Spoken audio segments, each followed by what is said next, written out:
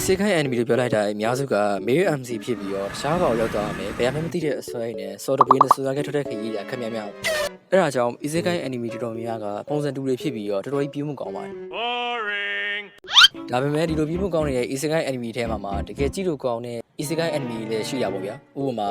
ReZero တို့ No Game No Life တို့ပဲဒါပေမဲ့အဲ့ဒီ anime ကလူတိုင်းနှီးပါသိတဲ့ anime တွေဆိုတော့လူသိနေပြီးတော့ကြည့်လို့ကောင်းတဲ့ Isekai anime တွေများရှိသေးလားဆိုပြီးကျွန်တော်ချက်ကြည့်ဗီဒီယိုမနေ့ကသွားမိခဲ့ပါတယ်မနေ့ကမပေါ့လေတော့တော်ကြာနေခဲ့ပါပြီအဲ့လိုနဲ့ပဲဒီ poster လေးကိုတွေ့ရပါ poster ကိုကြည့်ကြတဲ့က anime က female MC ဖြစ်ဖို့များရဲဆိုတာကျွန်တော်ချိန်မိလိုက်တယ်ဗျာ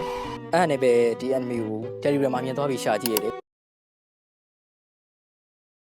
အဲ့ဒါနဲ့ပဲဒီ video ဖြစ်လာခဲ့တာပေါ့ intro idea ရတော်ရေးစုပ်ပြတ်နေလာတော့မသိဘူးကျွန်တော်လည်းသိရမလားအုံနောက်ကအရန်ကောင်းတော့ကြည့်တော့ဟို skiply top yes ဆိုတော့ brain rot တွေပဲအုံနောက်တွေမှာရှိနေတော့ idea စဉ်းစားလို့မရတော့ပါဒီနေ့ဗီဒီယိုမှာတော့2025 January လမှာစတင်ထွက်ရှိလာတဲ့ Sanshu ဆိုတဲ့ anime အကြောင်းပြောသွားမှာဖြစ်ပါတယ်ဟုတ်ပါတယ် intro ကပြောခဲ့တဲ့အတိုင်းပဲဒီ anime က female MC ပါဟိုနာမည်မေ့ပါဗျာဒီ poster ဒီ anime လို့မျိုးပေါ့ဗျာကြည့်လို့ကောင်းတဲ့ Isekai anime တွေအများကြီးရှိတဲ့ထဲမှာကျွန်တော်ဘာဖြစ်လို့ဒီအသစ်ထွက်တဲ့ anime ကိုရွေးရတယ်ဆိုတော့ဇလန်းဆမှာတော့ main character ကသူ animation လုပ်နေတဲ့အပိုင်းကနေစတင်ထားတာပေါ့ main character ရဲ့နာမည်ကတော့ Hirosena School လို့ခေါ်ပြီးတော့သူကအသက်ငယ်နေတဲ့အောင်မြင်တဲ့ animator တယောက်ပေါ့သူ့ရဲ့စပင်ကဒီလိုပုံစံကြီးဖြစ်နေရတဲ့အကြောင်းကြီးသူကအရန်အလုပ်ကြိုးစားလို့ပေါ့ဗျာစပင်ညဖူတောင်သူကမအားတာပေါ့ဒီပုံစံကြီးကိုတနေ့မှမမြင်ဘူးသလားလို့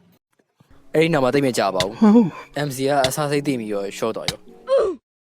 ဒီ anime ရဲ့ plot ပြောမယ်ဆိုရင် main character ကသူရဲချက်ခဲ့တဲ့ anime တွေကိုရောက်တာခဲ့ပြီးတော့သူရဲချက်တဲ့ anime က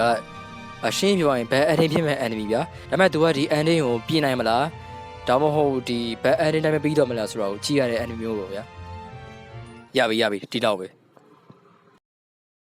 ဆိုတော့အဓိကအကြောင်းရင်းပြောကြရအောင်ဒီ anime ကတကယ်ပဲကြည့်လို့ကောင်းတဲ့ anime လားကျွန်တော်လည်းမသိပါဘူးခင်ဗျားက Isekai ဟိုမှာ female MC တဲ့တူ animator ရဲ့ experience ကိုသိချင်တယ်ဆိုရင်တော့ဒီ anime ကကြည့်သင့်ပါတယ်ဒီနေ့ကတော့ဒီလောက်ပါပဲနောက်ဘယ်လို anime ကိုကျွန်တော် review ရမလဲဆိုတာကို comment ပြောထားလို့ရပါတယ် overflow တော့လာမကြီးနဲ့နော်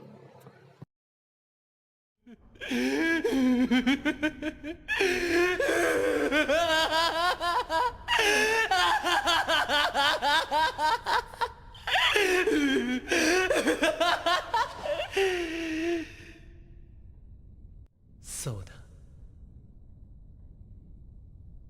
僕がキラだ